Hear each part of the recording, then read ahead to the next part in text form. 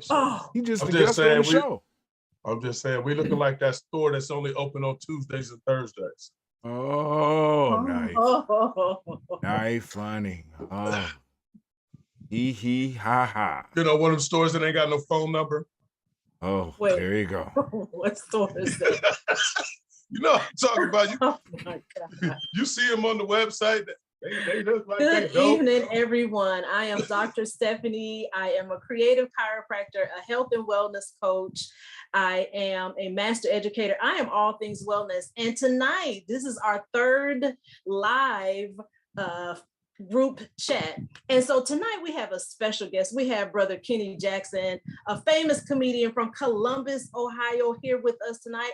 I am going to flip the screen around. We are being broadcast all over the world. So you guys are lucky tonight. All right, so here we go.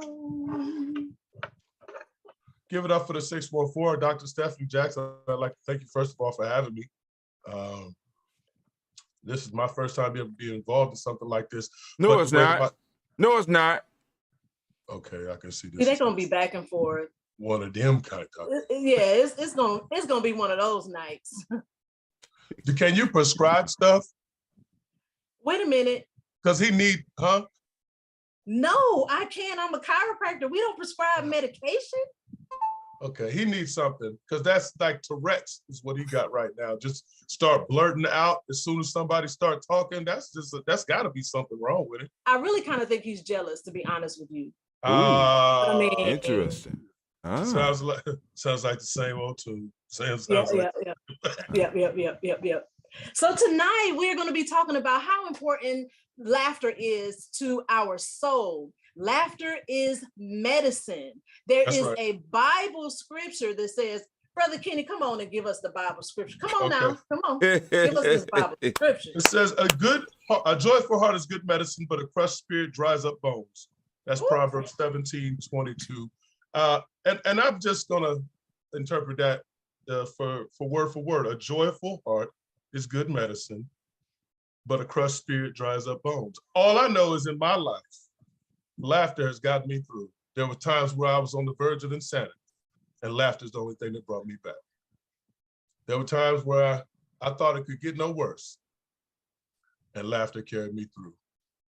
And laughter sometimes is the only thing I had. My sense of humor, my perspective on life, and my ability to laugh, sometimes are the only things I had. I ain't had no money in my pocket, but I could laugh.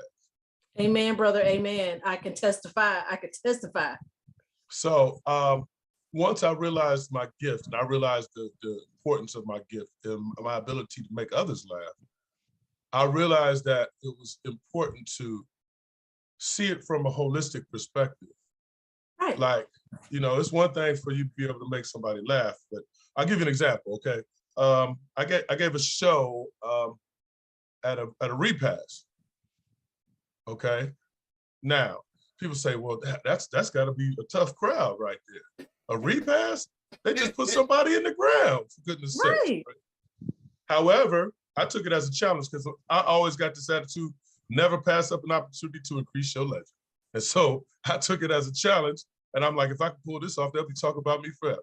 So what happened was, it was easy because it was a captured audience. They wanted to laugh, they needed to laugh. At that very moment, laughter was what they needed, and that's all I had to give these people. Turns out, the sister who had just put her husband in the ground became one of my biggest fans. She started coming to all of my shows, finding me on Facebook, finding out where I was performing at, showing up, and just making sure she let me know that it was a tough time, and me making her laugh was what got her over that hump that she was dealing with on that particular day, in that particular moment. So I took that, and I just spiraled. I was like, okay, you got a superpower, dog. You know what I'm saying? You can make people, you know, some people can make people cry. And I guess they, you know, that's their thing. You know what I mean? You know, but to be able to make somebody laugh, to bring that joy to somebody's soul and their spirit, to me, if I was in the X-Men, they call me Laugh Man. Call you what? Laugh Man. They'd be like, we're gonna send Laugh Man in first. right. To disarm everybody. Right. Just I'll be like, everybody calm down. I don't even got Wolverine with me. right? Laugh man, let me ask you a question. Uh-oh. Yes, sir. Yes, sir. So you mentioned your superpower. Can you describe how others can find their superpower? Well, first describe how you found your superpower, and then maybe we can help other people find a superpower, because that's some dope stuff. I'm still that, by the way. It's gone already. I'm already on another show talking about it. Go ahead. All right, check this out. I think the first thing is that, well, because I am a mutant, I was born this way. And so my superpower found me. My superpower found me. I think if anybody's trying to find their superpower, don't, I would say this, and this is one thing I learned, this ain't got nothing to do with laughter is medicine. Stop looking for everything outside of yourself and look inside of yourself. And as soon as you look inside of yourself, you're gonna find everything you was looking for. Okay. So that's my answer to that question. I know I'm supposed to be funny right now, but sometimes, sometimes you just gotta. Well, go ahead and lead with what your research, because I know as a comedian, you just don't wake up. I know you're born funny and all that, but I know that you probably have to do some research. What other research have you done about laughter? Like, what can it do for the body? Okay, so first of all, you have different types of laughter. You have a chuckle, right? You have a full-fledged laugh where somebody might throw their face all the way back and completely release themselves to the moment. You understand what I'm saying? But the most important thing that it does is it releases endorphins into your body. You have a medical background. You should be, endorphins give us a sense of euphoria. Endorphins can give us a sense of, endorphins are released in the fight or flight moments too, when we have to maybe lift a car up off of our child or something like that, right? So people use drugs to get them endorphins popping. People are self-medicating out here. Self-medicating out here. Laughter is medicine for real, for real. You know what I'm saying? We from the gauntlet. I'm here in Ohio, and they got all kind of exotic drugs that people doing to young people, and so from a holistic perspective, it exercises the muscles on the inside of the body, similar to yoga. All right, exercises the muscles in the face, which keeps us looking young and beautiful. Yes. Supple, you understand? Supple with 3 P's. Come on, right. Bobby. Come on, Bobby. All right, then. Okay. Wave your luxurious hair, then. And so, and I mean, I'll just give you some moments like if you have children, if you've ever heard your child in another room laughing, that feeling, it just fill you up. You know what I mean? And if you ever seen somebody that couldn't laugh, that didn't laugh, didn't want to laugh, just held it in, they probably had some health problems. I bet. You know what I mean? Because who can't find something to laugh about? That's real talk. That's real talk. So the health aspects of it, I could go deeper into it,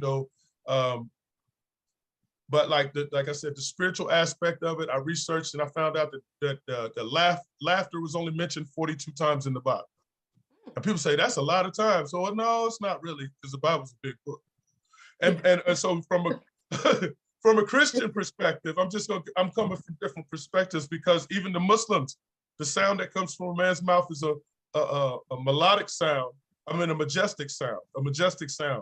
From a masculine, it's majestic, and from a woman, it's melodic, right? But these are all sounds that our Creator loves to hear. Okay? So, and just like your prayers are multiplied when you do them in a congregation, laughter with everybody in a group laughing together, right? Oh man, this done lifted me up before. This done turned into a spiritual thing, and I know I could walk on water for that split second. I know I could walk on water. So that's my answer to the question. In a healthful way. Well, you working in chiropractic and things like that. I got sciatica. If that ain't nothing, you You in an evil mood all day when you got sciatica. Ain't nothing. Listen, I've had it and it is nothing to fool with. I don't care. Man. It wiped the smile off your face, like for real. Yeah. And I got little children. And so sciatica and little children don't go together. No. They call me don't. chair daddy. They call me chair daddy. I daddy from the chair. What? Get your sister, get your sister, get your sister, get your sister. Why is you standing there looking at me? She probably got her head in the toilet now. Oh no. Yeah, I got little ones. Oh yeah, I got little ones. I got a 5-year-old, 7-year-old. Yeah. So do it again, man. I can do what I want when Okay. I want. When I want. Don't do it again, man. Just go When say I it, man. want. Yeah, okay, I'm gonna be quiet. I'm gonna They stop. call I'm me step chair out. daddy, please do. They call me chair daddy because I can't move too much. You know what I mean? And all I offer is wisdoms. So they get away with a lot of stuff. They get away with murder. They really Now, do they get away with it because you're a chair daddy, or because we got a little graze around our? I'm soft. I'm soft. I'm soft. They taking advantage. Okay. Because if they had caught me in my 20s, oh no, I'd have took them out of here and made another one look just like him. Oh my God. Oh my God. That sounds like Bill Cosby. Bill Cosby was like, I brought you in this world and I'm gonna take you out. That's right. And I let them all know that too. If Right. there ever come a time you need to rear up, just know I will take you away from here and make something that looks very similar to you. Right. Right. Well, I wanted to jump in. I always want to infuse my research, but just to add, laughter is so good for the body. It improves our mood, it decreases our stress, it strengthens our immune system, it reduces pain, and it increases positivity. I have a testimony, Brother Deacon Reverend Kenny, about laughter. Okay. So I remember just recently I don't want to call it COVID, but I'll just call it the cooties, right? And my daughter was like, oh no, Mom, here's what we're about to do. She said, we're going to turn the living room into your bedroom. We're going to transpose that couch into a bed. We're going to cut the TV on. What do you want to watch? I'm like, oh, I'm so sick. Turn on Martin. She turned on Martin. You remember the Martin show? Everything they did was funny. She turned on Martin, all kind of comedy. And I can't say that it immediately made me feel better, but I could tell you what, it made me feel better. And laughter was what did it. Mm-hmm. It just gives you enough strength just to get to the next step. If you know what I mean? Like, okay, let me get here and make me some tea or something. You know what I mean? Let me go wash up or something. You know what I mean? Right. Yeah. Right. And a lot of times we be so absorbed in our problems. Laughter allows us to step outside and look at it from another angle. You know what I'm saying? So yeah.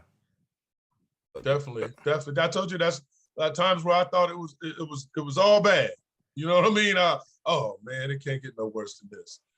And I guess laughter made me realize that it could be. it could be. Where is that? Right. I don't know what that is in the back. Oh, that's something in somebody else's camera because I don't got nothing. Okay, so, but yeah, because I hate to say this, but sometimes that's your mic. That's my microphone above my head. Yeah. Yes, it is. Okay. Oh my God. Let me scoot it back. Well, what I was gonna say was, I hate to say this, but sometimes you got to do this. You got to look at somebody else's situation that's worse than yours. Sometimes, you know what I mean? Be like, you know what, it's bad. But at least I ain't him. I'm sorry. I'm sorry, not sorry.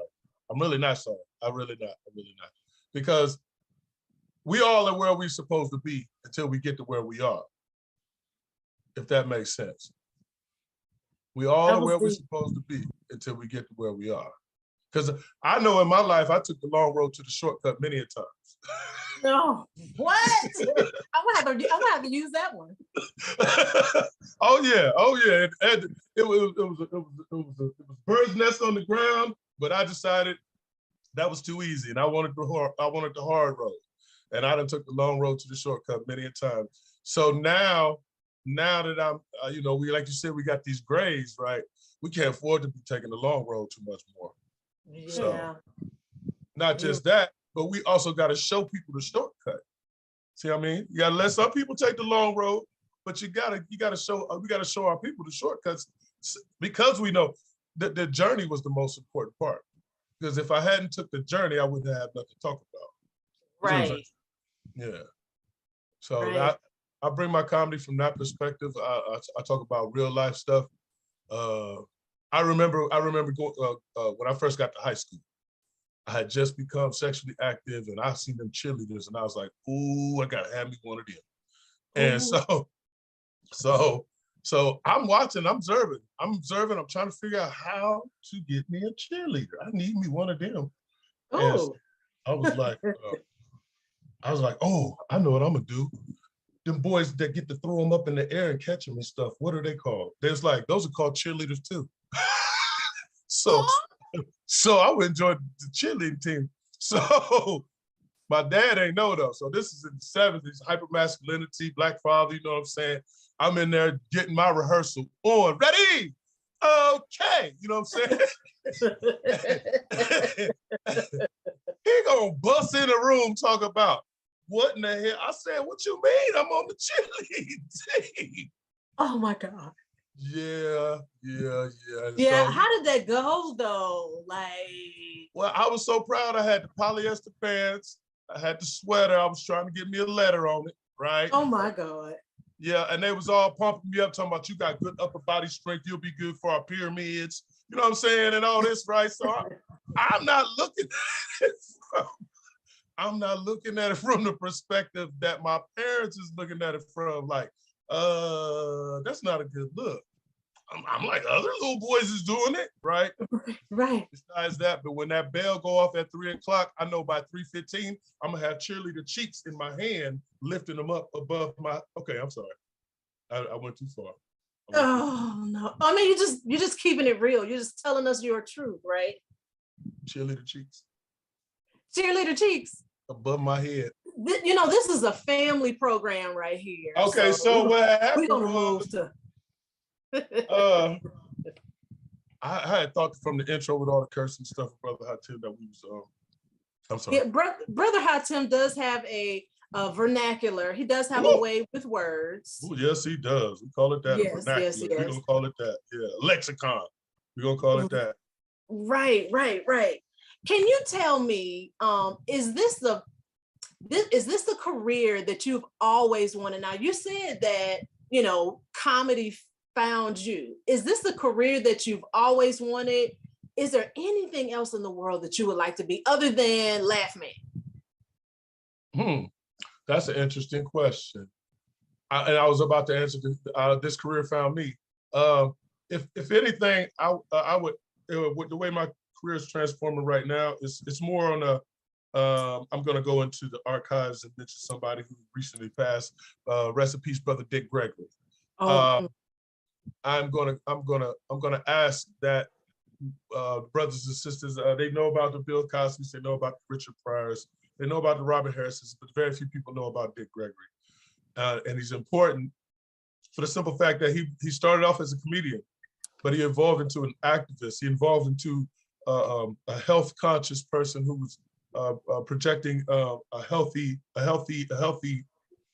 attitude and foods that could keep us healthy. And so that's where I see myself involved right now. But if I could be anything else than what I am right now, like a human being, like a job, you saying?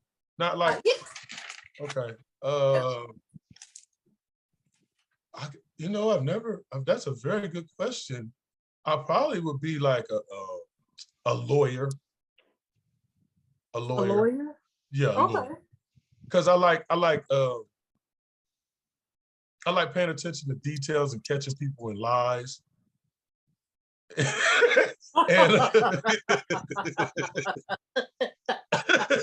see, I was getting all serious and then you said catching people in lies. I mean, ain't that your job as a lawyer? You're like, you know what, like, you know, citing case law and catching people in lies. Right. Whether it be your clients, whether it be witnesses, whether it be police officers, but your job is to catch people in lies and then lie yourself sometimes. And that's about it, yeah. Uh-oh. Is there anyone that has a question for the good brother, Deacon, Laugh Man, Kenny Jackson? Don't everybody say nothing at once. You know what? That's what our teachers used to say all the time when they would ask a question and nobody wanted to answer it. Don't everybody raise your hands at once. Right. Well, I just like to thank everybody. I see some names: Celestine, Cheryl, Dion, Sister Bobby over there, Brother Hatim. I'd like to thank everybody that decided to join us tonight and just partake in this spiritual fellowship that we got going on the Zoomcast here at Sofa Chat, right? Yes. Right? Yes, Right. yes.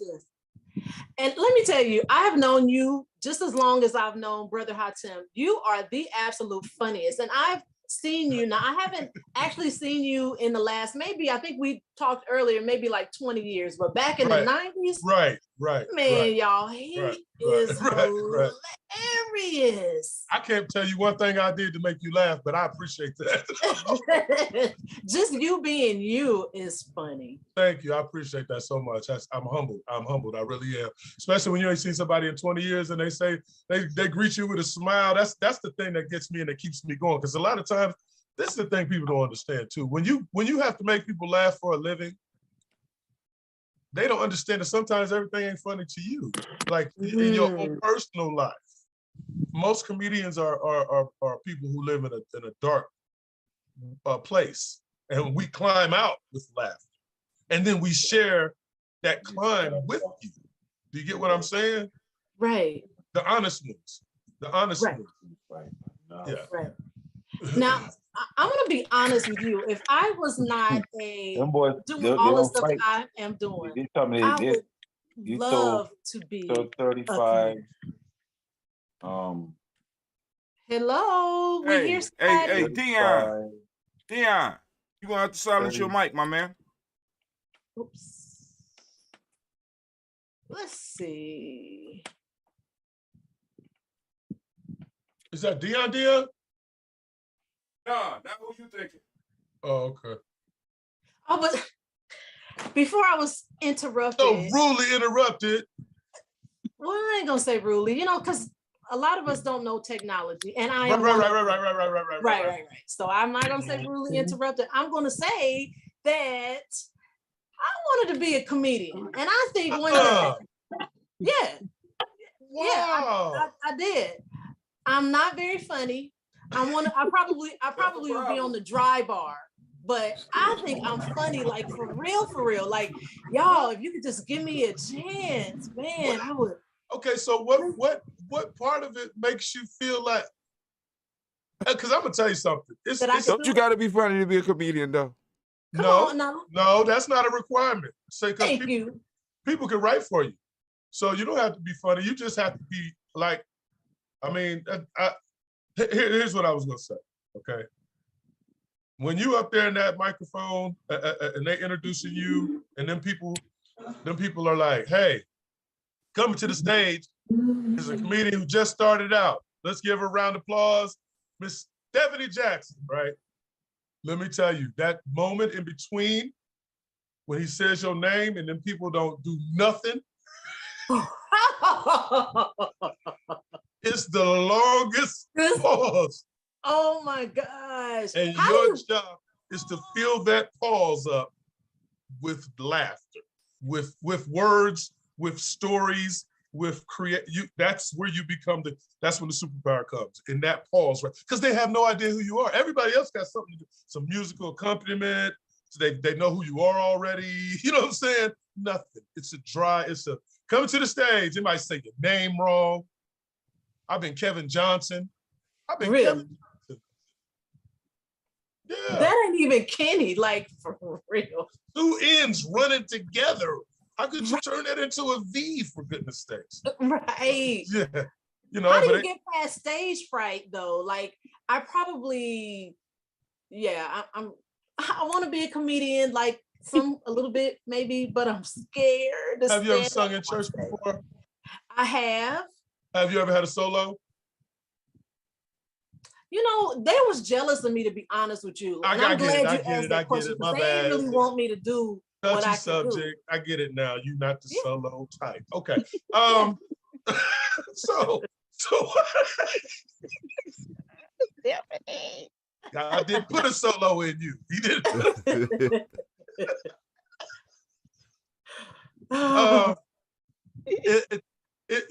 That moment, there's a thing that if your stomach, and it kind of flutters a little bit, right? And I've trained myself to let that be the bell, like a boxer, right? Like the bell, when the bell rings, start swinging.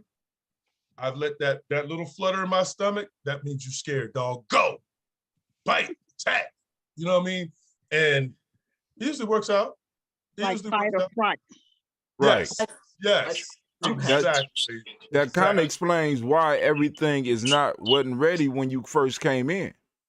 Because it's like, for me, every show, regardless of what I do, it starts off like that. So I push off everything until possibly the last minute. Mm-hmm. Because that feeling is there. It's like, but then once. Oh, I didn't know that. Oh yeah. Every show is an adventure. You never know how it's gonna turn out. You never know who's gonna show up. You never know what direction the conversation gonna go. You don't know if you're gonna have to be confrontational. You don't know if you're gonna get somebody to come on and be disrespectful. What is you looking for, my friend? Can I help you? Let me help you. I can see behind you better than you can. What you looking for? I'm trying to get that vacuum cleaner out of my shop. Oh my God. You need to move the vacuum cleaner. Oh, It's fine. It's fine. I got one, so that's the most important thing. Ashe.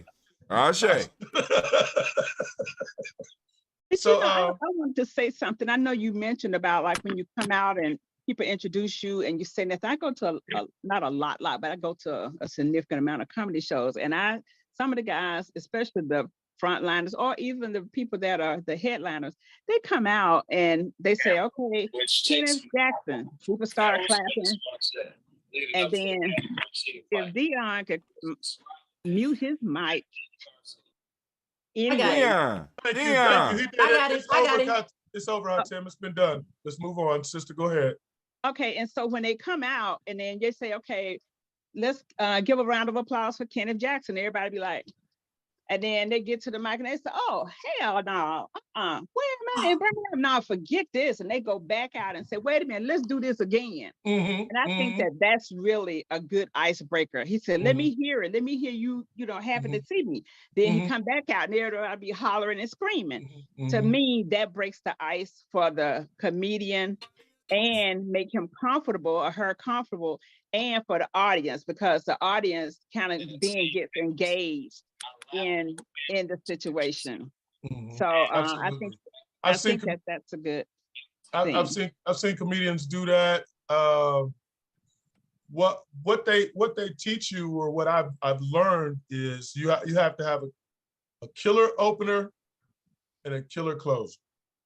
If you can open up with laughter, getting the people laughing, and I have a 30-second rule. I want the people laughing within 30 seconds of me opening my mouth. And from there, it becomes a trust factor. The audience starts trusting you to make them laugh. So now I don't have to keep doing it every 30 seconds, right? But I do have to deliver.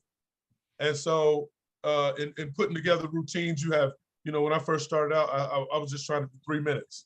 3 minutes of comedy to me seemed like forever, right? Especially when you're up there for 3 minutes and you're not making nobody laugh.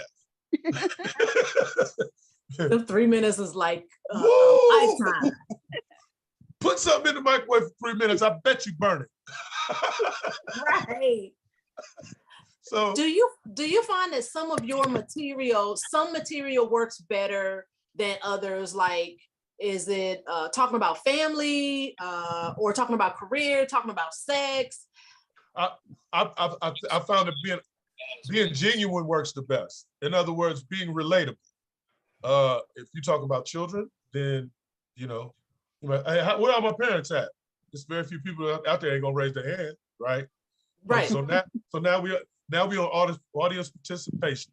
I've asked you to do something, raise your hand, and you've done it for me, right? So that we've established a trust again. We've established a trust. So now what are you waiting for? You're waiting for me to say something about children because I just asked where all the parents at. So you wait for me to say something about children or parents. It's all a setup. It's all a setup, right? But for the most part, I try to be informative. I try to be funny, and I'm genuine. In other words, I'm not gonna sit here and talk about something that's so outlandish that you can't even fathom it. It's gonna be something grassroots. When I say, give me some of that Kool-Aid, and you ask me what flavor do I want, I'm gonna say red, and you gonna say red ain't a flavor, right? Red, red is a color. Right. You get what I'm saying? Right. Because red could be any flavor. Right. There you go. Right. There you go. No, red is red. Red is a color. Right. Let me get some of that blue. Blue is what? Smurf. Blue. Let me get some Smurf juice. Come on. It's man. Kool-Aid, for heaven's sake. What What flavor is red Kool-Aid? It's all sugar water. It's all in the suggestion that's been planted in our head. It all tastes the same. But in actuality, when somebody tell you that it's strawberry, you believe it's strawberry. Ain't nothing but sugar water, man. Right. Let me ask another question. You mentioned your family. You mentioned your parents and how they didn't want you to be a male cheerleader, right? Oh Lord, no. How does your family feel about you being a comedian? Oh wow. You know, the funny thing is that I did not know this, but everybody in my family had wanted to be an entertainer at some point in their life. Oh. And so now that I've finally lined everything up and I'm living this life, I see that they're living vicariously through me. I see that my mother's, what show are you doing? Don't be up on stage talking about me. Let me see some videos. And so she's really, really encouraging. But when I was little, oh, no. They was not having, you want to be a what? That's a broke fool's dream. You better go get another dream. I'm like, what? So I decided I was going to be a contortionist. So what? A contortionist, like when we was kids, there was this dude named Houdini. He was real popular, right? Wait, hold on. We're not that old, dog. But yeah, for those young people out there, there was a magic dude named Houdini. Not when we was young. No, when we was young, we used to watch movies about it, though. Right. Thank you. Okay. Right. And so he used to try to get out of a box, right? And so I had really stretched and I had figured out how to fold myself up underneath my bed, right? What did your head just do? Yeah, I had figured out how to like crab walk backwards up underneath my bed. What? Right. And so I was like, I can't be no comedian. I'm gonna be a contortionist. And I was really like, honey, you know, you're a child. You don't know that what you're trying to do is not what you're supposed to be doing. So you're really 100% into it though, right? So I remember I heard my mother, she was coming up. She had just folded clothes. She was about to come in my room. I shut the door and then I crab walked right up into my bed. And so she came in the room and she was like, Kenny, and you know, this was back in the 70s. You know where your kids was at. He's supposed to be in this bedroom, right? So like, my mom like, Kenny, right? And I hear her go to the back of the house. She go, Kenny. And then I hear some panic in her voice. And I'm like, don't do that to your mother, right? So when she came back out, right, I popped up like, bing, right? She slapped me like, bing. I went right back underneath the bed. So I was like, maybe I shouldn't be a contortionist.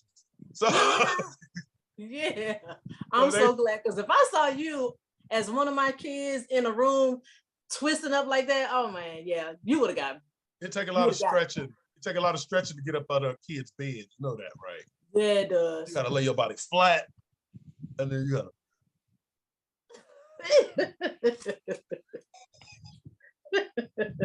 You stupid, man. I know, right? Do the crab walk again, please. Do the crab walk. You see his head. I feel healed. I wasn't feeling well, then I came on, and his laughter healed me. There you go. There you go. Right. That's what we do. And you know the thing about it too, this is the thing. Laughter don't cost too much either. You know that, right? Right. Laughter don't cost too much. Right. And it feels so good. It really, really does. Like I feel, what did you say, brother? How Tim, you said you feel healed? I feel healed. I feel healed. Especially when he did that crab walk. Man, when his head had shrunk down in his neck, I was like, what the hell is that? How you think my mama felt? And you had a smaller head then. No, I was born with a head this size, actually. This is, yeah. Oh, no. Yep, my mama hate me, so. So how many children do you have? And are they in the entertainment? I know that one is 5 and 7. I got 5, 7, 16, and a 21. Okay.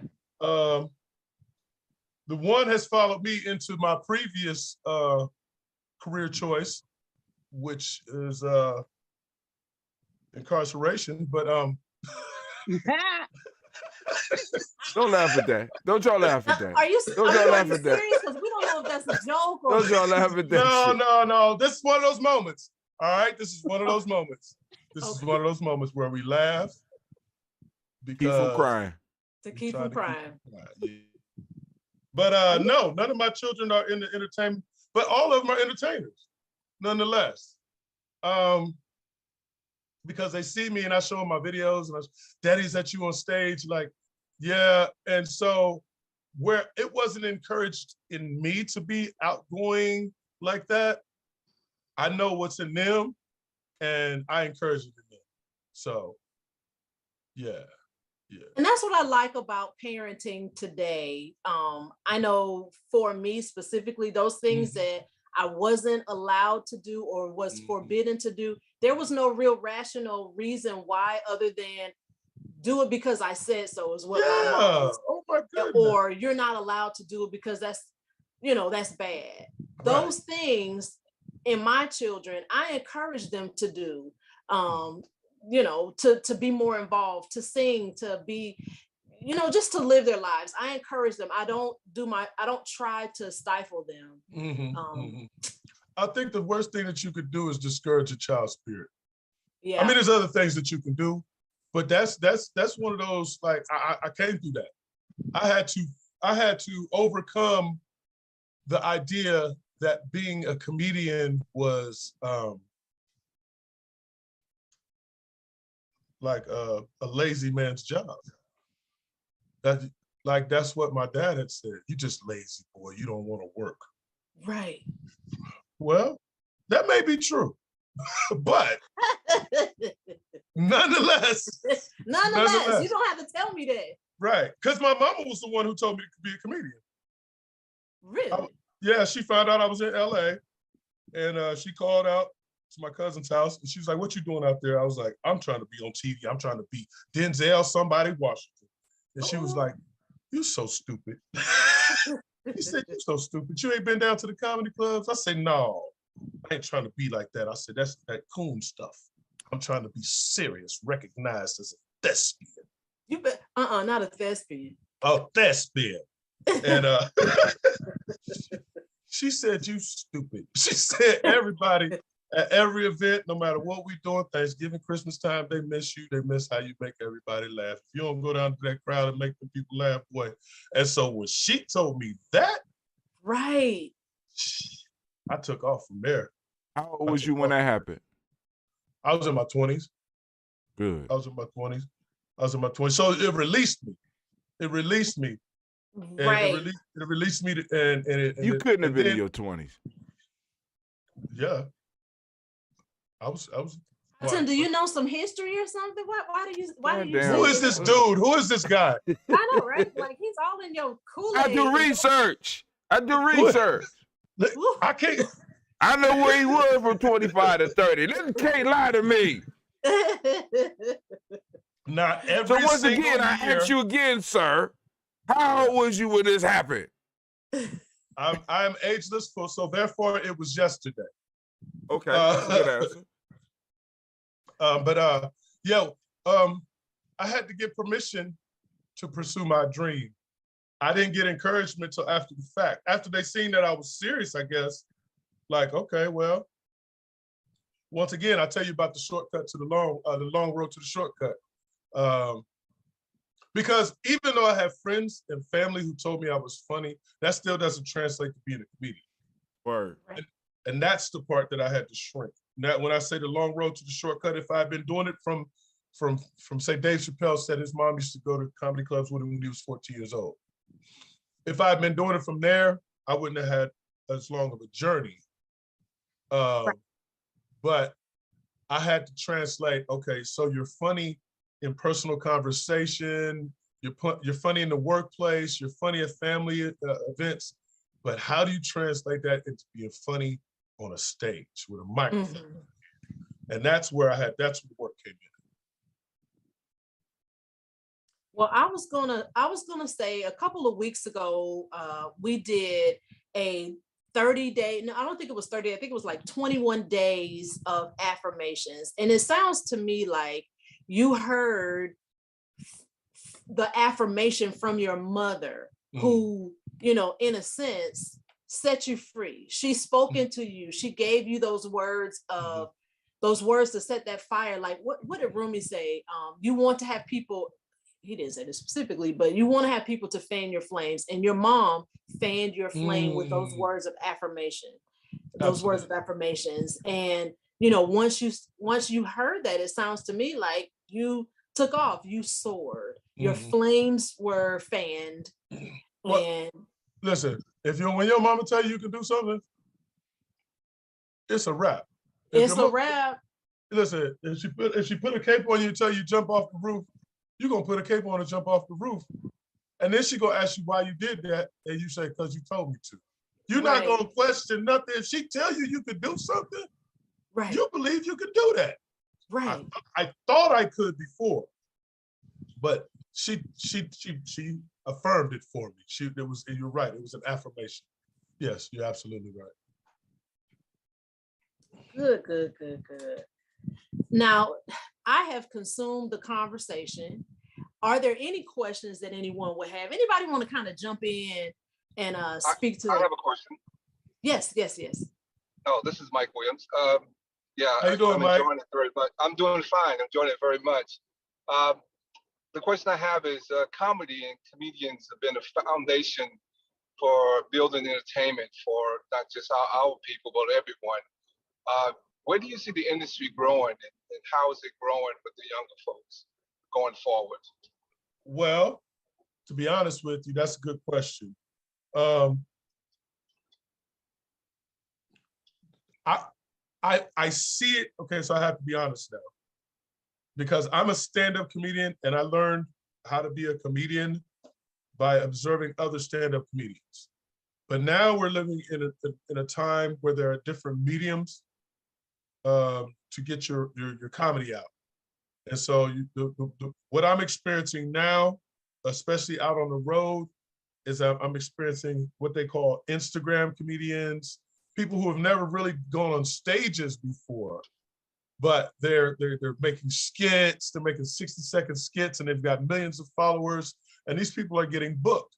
So where I see comedy going, a couple of places.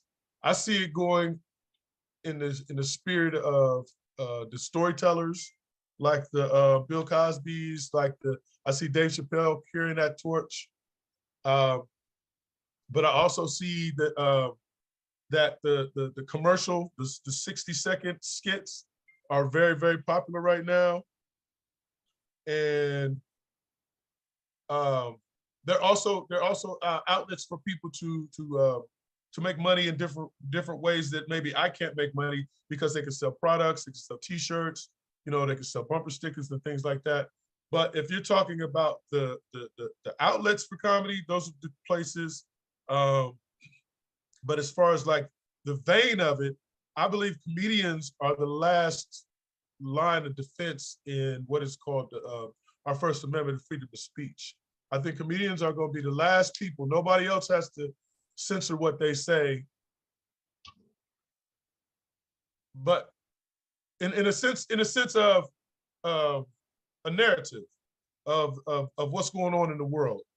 If you go back and you look at some, I don't know how old you are, but if you go back and look at some old YouTube of Richard Pryor, if you YouTube, like I said, Dick Gregory, even Bill Cosby, they were talking about the times that we were living in. And if you see Dave Chappelle, he's talking about the times that we're living in as well. And so that's going to continue. And the comedians are the griots. We're the storytellers. We're the people who have to keep it real. We have to keep it pure. We have to keep it 100, whatever you want to call it. We have to keep it that way so that you know when somebody lying to you. And so I think that's the most important thing. I wanted to jump in real quick. I know. Oh, thank you, Brother Mike. Sorry if I cut you off. No, I was just saying thank you for the answer. That was good. Awesome. Thank you. Thank you. So I've noticed here lately that these comedians are being under attack. Mm-hmm. Like you mentioned, Dave Chappelle, oh my goodness, Chris Rock. That's like the biggest. There was a comedian, I think down here in Atlanta, and she was talking about T.I. And I mean, T.I. got really angry. He got up on stage and he started blaring off, and then he was like, I pay you, I forget some amount of money that he said, I pay you, to prove that I said this or whatever. Like, I personally appreciate comedians. They are, like we said, they're healers. And, when they're under attack, it's like, God, what's next? I saw the Dave Chappelle thing when the guy attacked him on stage. I saw the Will Smith, which to me, I'd rather not talk about it because it's just really sad as far as I'm concerned. I want to talk about it. I don't really appreciate we have to be the people. You don't see Seinfeld out there slapping nobody. Come on. Or no, you mean getting slapped? It wasn't getting slapped. Either one. I've never seen Jack Lemmon slapping Harvey Korman.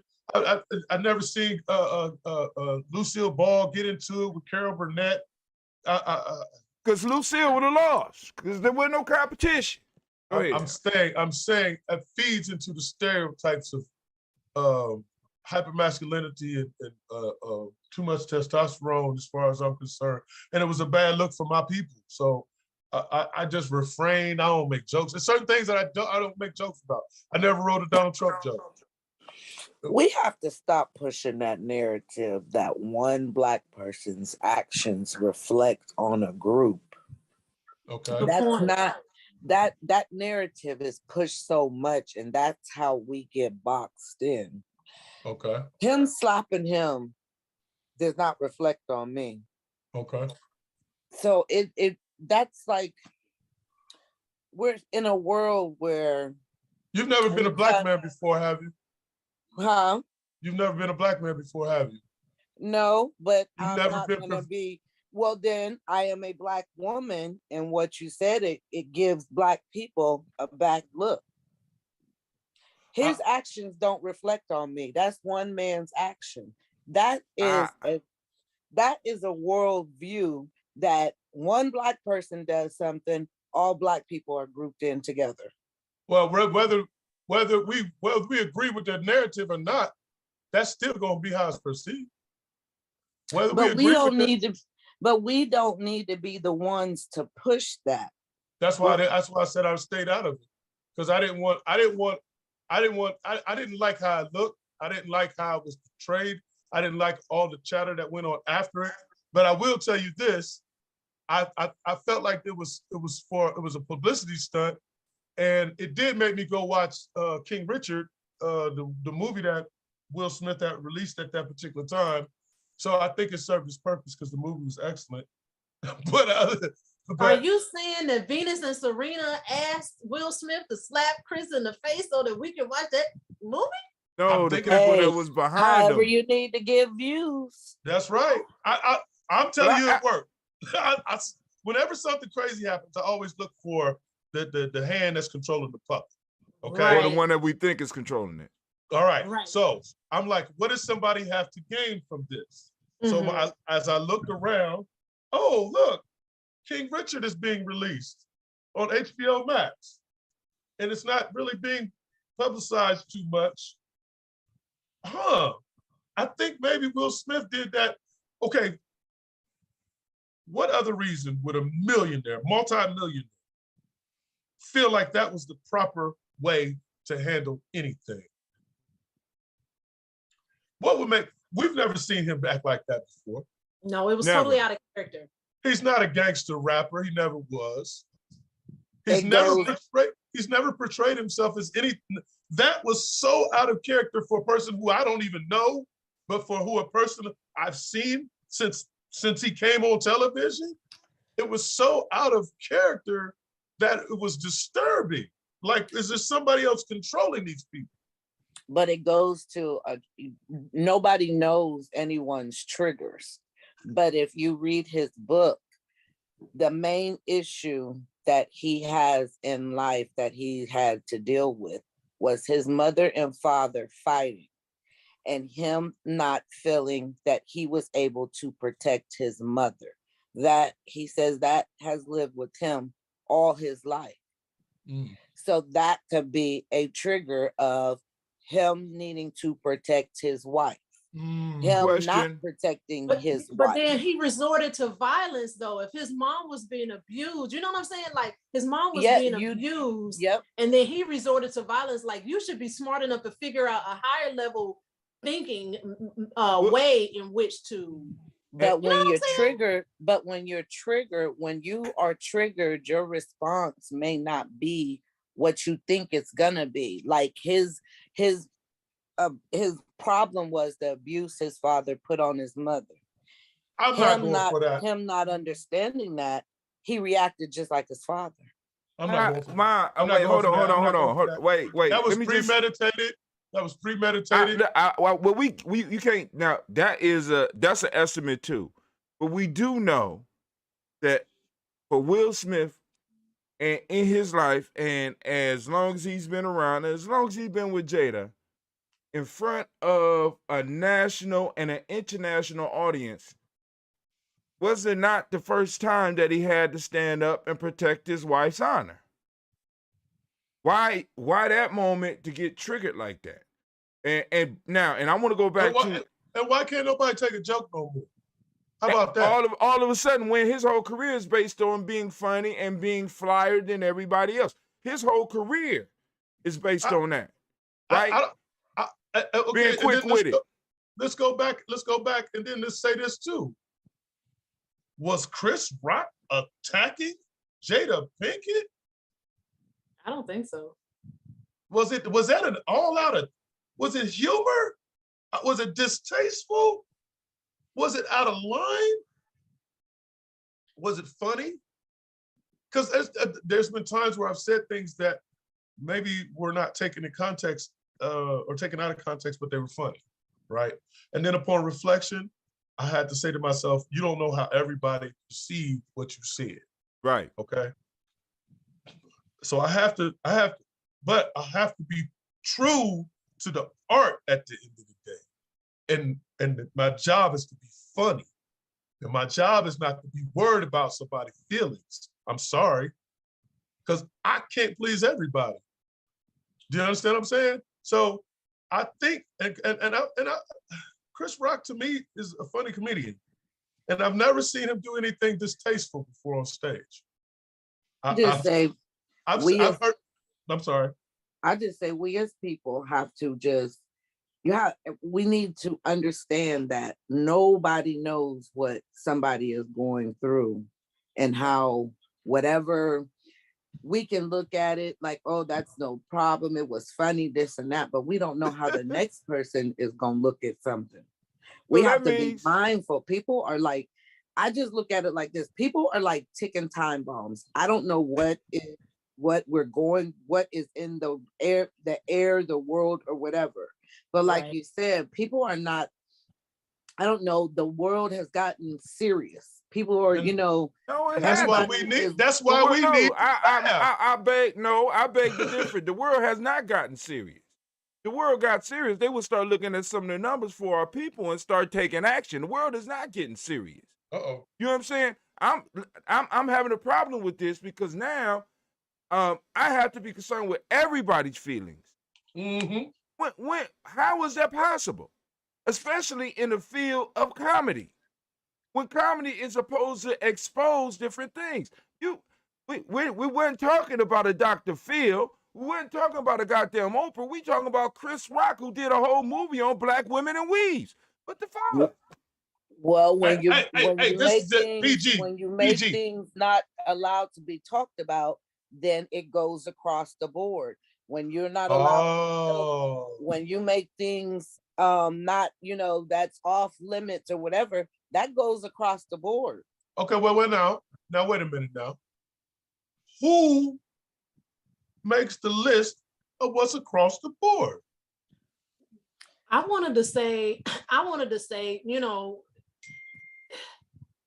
Censorship. people make these TikToks. They do this, all kind of stuff that really isn't funny. Like, we wouldn't laugh at it. It would be somebody like a handicapped person or, Mhm. I know what you an mean. elderly person or something. We knew better than to laugh at it.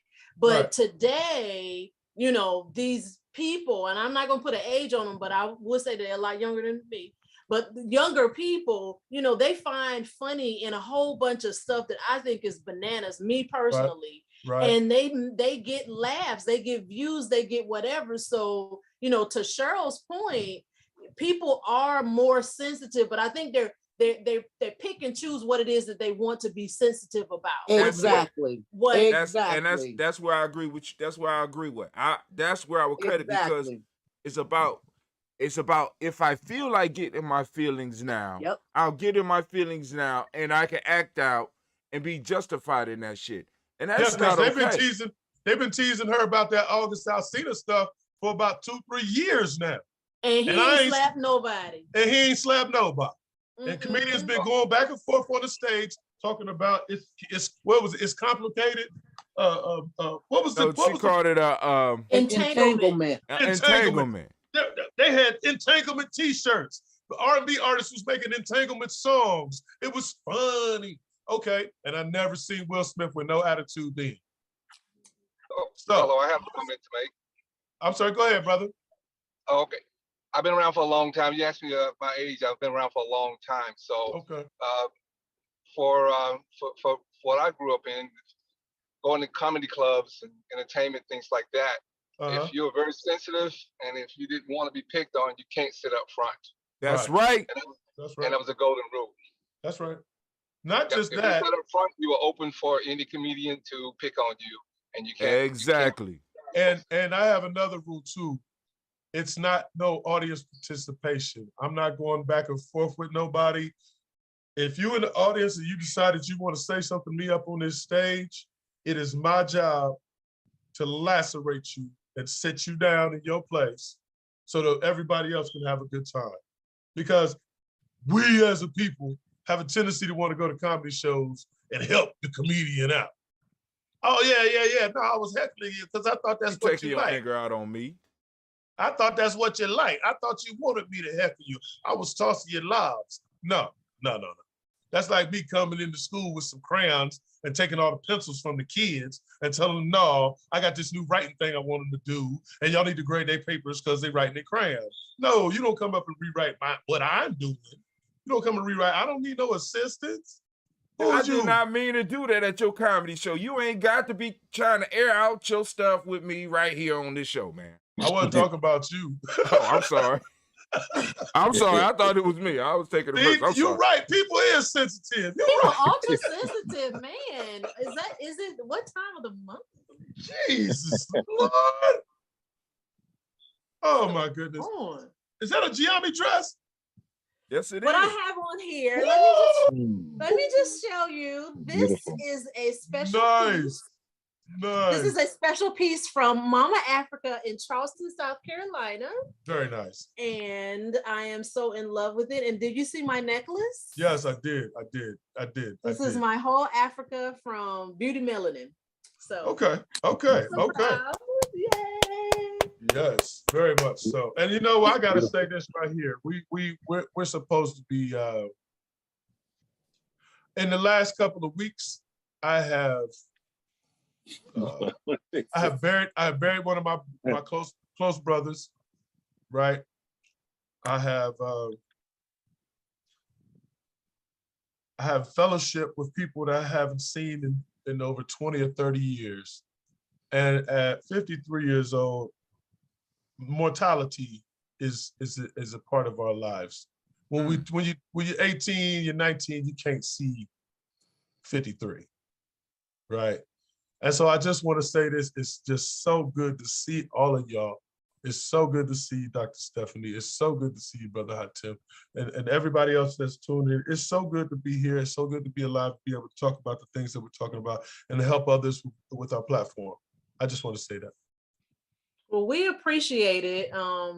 You know, it's not that we're going to end our conversation here on the Sofa Chat, but I feel you. I feel your sentiment, and I appreciate you for agreeing to, you know, come on tonight and just share with us your story, a bit of who you are and how you came to where you are today.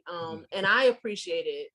I appreciate you, and I'm very, very, very thankful for you. I thank you for, you know, joining in on our vision here. And my hope is that you will consider joining our team. Absolutely. I think in the whole recruiting. There she go recruiting. God damn. I think in the whole aspect of it, I think that you should have specialists, if not experts, in every field when you're talking about healing. You know, everybody deal with the medical aspect of it or the physical aspect of it, but you got to deal with the spiritual aspect. Mental health is at an all-time questionable high right now. When you talk about people being on the edge, and think about this for a second.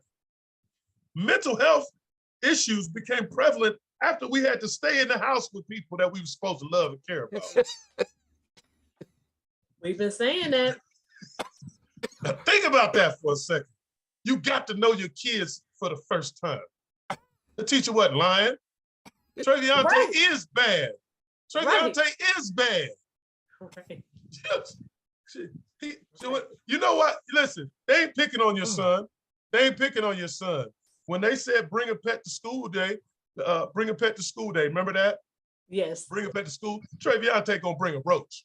And not just any roach either. He gonna bring the white roach. You know how hard it is to catch a white roach? So now, you ain't never seen a white roach. No. You need to keep on living. I heard tell of a white roach, but I ain't never seen one. I heard tell of a white roach. Water bugs. Look up the white roach. He's a special. That means he's been around so long that he shed his skin. He shed his exoskeleton. And now, while he's waiting for his new one to grow back and turning brown, he's white. He's white. So that's an old wise roach, the white roach. A wise roach. Okay. Yeah, but no, getting back to what I was saying, though, think about that. Mental health is the biggest issue right now, and it came on the heels of us being cooped up. I've been incarcerated before, so I understand what cooped up is. But these people were cooped up with their loved ones. Now, what drove you nuts? And I hate to say stuff like that. You know, that's you can't talk. I can say what I want. What about your people drove you crazy? Are you just now realizing that sometimes time and space are good and important things to have? Sometimes going outside and get a fresh air, maybe we took that for granted. Maybe we took for granted socializing and being, you know, because now what the mental health is coming from the fact that we don't have no connection. There's no connection. There's no cohesiveness. We look at us right now on Zoom. There would have been a time we all been sitting in the same room together. Mm-hmm. You understand what I'm saying? Yeah. And you can't put your arm around your loved one neck from a Zoom. You see what I mean? So I went to a bar / restaurant today. I don't think no money changed hands. I don't think he talked to us for longer than 5 minutes. He pushed the tablet over to us. We tapped in a little information. He pulled it back to him. He said, when the text hit your phone, walk around there and get your food. That was it. That was all. So the humans cannot survive without love. Not for long. Not for long. Not for long. And not in a healthy way. And not in a healthy way. And I think all beings, you're right, all beings can't survive without love. Yeah. Yep. We need each other. We need each other, believe it or not. We need each other. We need that closeness. We need to look each other in the eyes. We need to brush up against each other while we're walking. And now that's freaking everybody out. and we never know who got the cooties. We never know who got the heebie-jeebies. And they trained us for this. They trained us for this. Go back in your houses. They trained us long before the COVID. They trained us with the bed bugs. You ain't going over their house because you ain't bringing none of them critters back over here. I don't know what they got over there. I don't know what they got over there. Right? So they trained us to go back to our little huddles, go back to our little huts, to our caves, and you're not breathing fresh air on a consistent basis. And you're not communicating with other people outside of your circle on a regular basis. And that's what work does. And that's what going to the park does. So I'm glad that we talk about mental health. I've had mental health issues in my own personal past, right? And laughter brought me through. And being able to laugh let me know that everything was gonna be all right. Because if you can laugh, everything gonna be all right. Amen.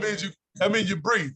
That means you breathe. So you ain't never been hit with a blow, something that just tore you up, and you like, Took your breath away. Yeah. And sometimes a laugh will just give you that oxygen that you need to get on over that hump, man. Or you can laugh crazy and just go off and kill everybody at the office. But the point is, I'm not saying that's what you should do. I'm not saying that's what you should do. I'm saying that laughter will accompany that as well. An insane laugh is what I'm saying. Right. Right. Man, brother Kenny, we appreciate you, and we're not going to hold anyone much longer. All right, now we still have a few other people on the call. Is there anything that you would like to jump in? Any question that you would like to ask, Brother Dion, Cheryl, Sister Bobby, and what about Brother iPhone? Brother iPhone. I don't know if that's Brother iPhone or Sister iPhone. I don't. Oh, that could be Sister iPhone. You're right. Yeah. Well, one thing I did want to ask is, do you have like tapes or a website or something that we want to go and, hear your full comedy? Are you talking about me? Mm-hmm. Actually, this is my first trip into this forum, but I tell you what, we're about to have one for you tomorrow. How about that, sister? That would be good. Yeah, because see, that's what I'm talking about. Everything happened for a reason. Everything happened in a season, and everything happened for a reason. And Brother Hatim has been trying to get me to get my podcast popping anyway. And so now here you go. I ain't got no excuses. I ain't got no excuses. Thank you, sister, for that encouragement. This is it. Brother Dion, do you have a word to share? In the meantime, you can follow me on Facebook at Comedian Kenny Jackson, Instagram at Comedian Kenny Jackson. I'm on Twitter as well as I got Venmo. I don't know if that even. He says Venmo. That's for money. Did he just try to get a little couple dollars? Well, he just try to get a little couple dollars. I ain't even mad at you. I want Venmo. I'm on Comedian Kenny Jackson. That's what we're gonna do. Like, okay, you can follow me on Facebook, you can follow me on Instagram. My Venmo account is There you go. See, That's, that's no, what I'm talking about. hey, we slow in the game on that one. They've been doing that shit for the last 3 years. Always be closing, always be selling. That's right. That's what I'm talking about. Oh. Hey, listen, man, it's so good to see y'all. It's so good to be a part of this. And please have me back anytime. Let me know. Give me a heads up. This modern technology, I got to stop being scared. I got to stop being scared. I'm a chair daddy. I got to get out of the chair. Chair daddy got to get out the chair. Well, thank you. Never, but hold on before we end. You never asked Rashid or comedian Kenny Jackson because she said that she had sciatica. So having sciatica is something I think you should be interested in if you want to stop being a chair daddy. Absolutely. How did you get rid of sciatica? Well, I'm glad you asked that question. As a chiropractor can definitely help you. And you're within the Columbus area. I know very